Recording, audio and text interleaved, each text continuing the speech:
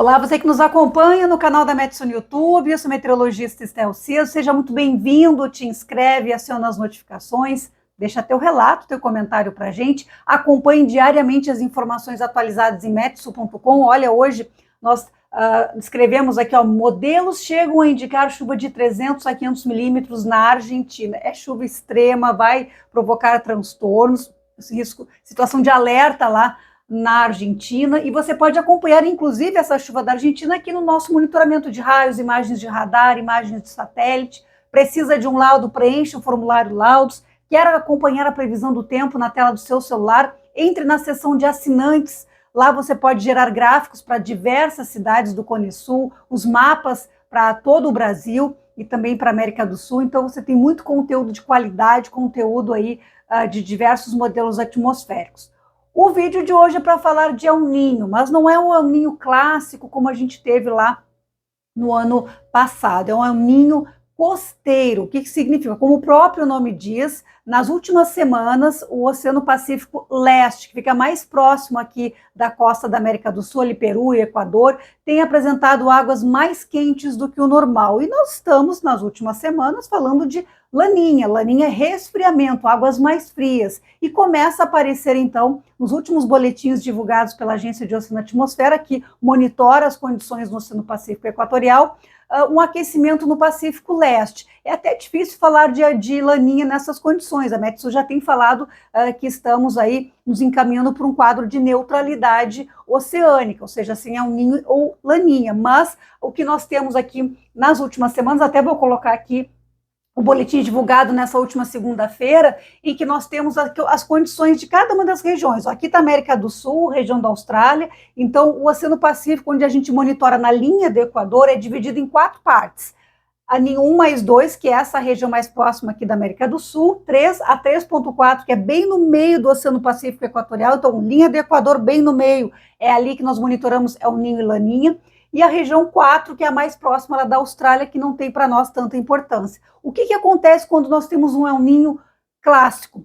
Toda essa região do Oceano Pacífico Equatorial está com águas mais quentes do que o normal por várias semanas seguidas.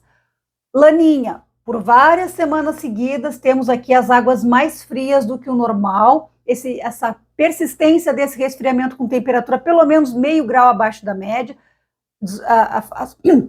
impacta a atmosfera e gera os efeitos que a gente conhece pelo mundo inteiro. O que está acontecendo agora nas últimas semanas? Essa regiãozinha aqui próxima da América do Sul tem apresentado águas mais quentes. O boletim dessa última semana, divulgado agora na segunda-feira, registrava na região 3.4, bem no meio do Oceano Pacífico, anomalia, ou seja, águas mais frias, 3 décimos mais frias do que o normal. Para dizer que tem Laninha, tem que ser pelo menos 5 décimos. Então já está num campo de neutralidade. Na semana passada também. Então já são 2 semanas em que a parte central do Oceano Pacífico está no patamar de neutralidade climática. Já saiu de um patamar de resfriamento mínimo para ter Laninha. E essa região aqui, NIN 1 mais 2, olha só como está mais quente, 1 grau acima da média.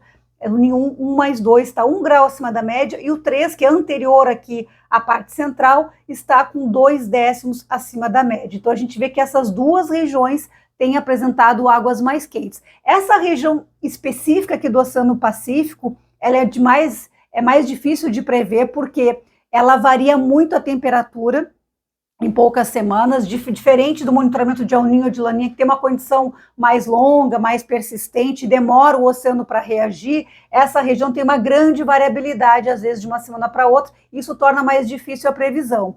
Mas olhando aqui as projeções, aqui a projeção do modelo ECMWF, modelo europeu, ele colocava aqui, de fato, já uma tendência de aquecimento aqui entre fevereiro e março, e na média dos modelos, ele coloca que vai ter passar por um resfriamento ali em abril, depois volta a aquecer essa região do Pacífico Leste.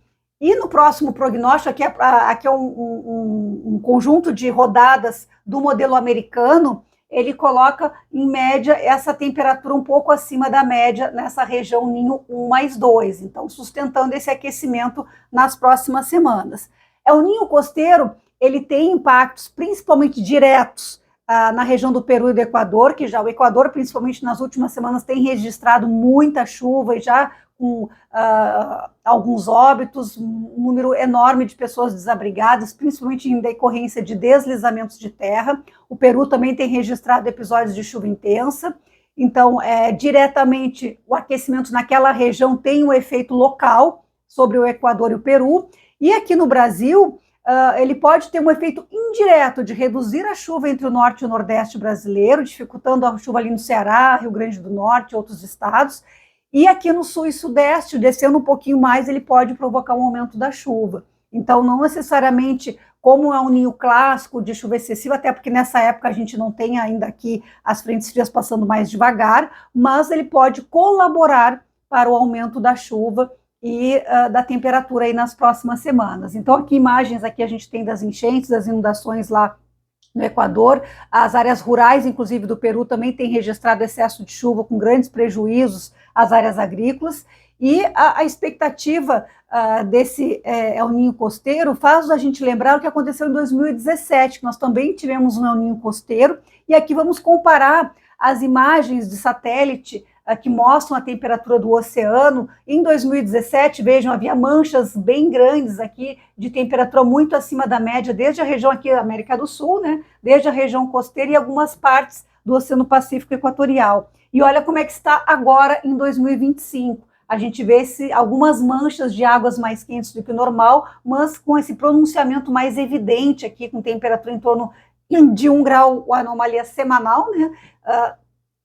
Comparando a última semana, o comportamento da temperatura em relação à média de fevereiro está com 1 grau acima do normal. Então, essa mancha aqui de águas mais quentes próximo aqui do Peru e do Equador, com esse efeito localizado, mas que pode impactar outras áreas do território brasileiro. Então, em se confirmando esse cenário que a gente acredita que a NOAA deva divulgar, e o Serviço Meteorológico também de monitoramento do Peru e do Equador devam divulgar em breve essa condição de um El Niño costeiro, e a NOAA deve nos trazer informações mais atualizadas também nas próximas semanas, uma revisão aí dessa situação de laninha ou de neutralidade. Então, em se confirmando e se sustentando esse aquecimento nessa região aqui do Pacífico Leste, nós provavelmente sentiremos aqui no Brasil também esses efeitos, e fico alerta para essas regiões aqui mais diretamente impactadas com chuva excessiva e com risco aí de diversos transtornos, inundações, deslizamentos. E no Brasil a gente vai acompanhar dia a dia, a gente vai trazer todas as informações em metsul.com da evolução deste quadro lá do Oceano Pacífico, mas que pode impactar o nosso dia a dia aqui no Brasil em diferentes regiões e de diferentes formas. Muito obrigada pela sua audiência até aqui, e não deixe de nos acompanhar e ler também lá em metsul.com todas as informações que a gente escreve ali com muita atenção, com muito detalhamento, para que você entenda como isso vai impactar o seu dia a dia. Até mais!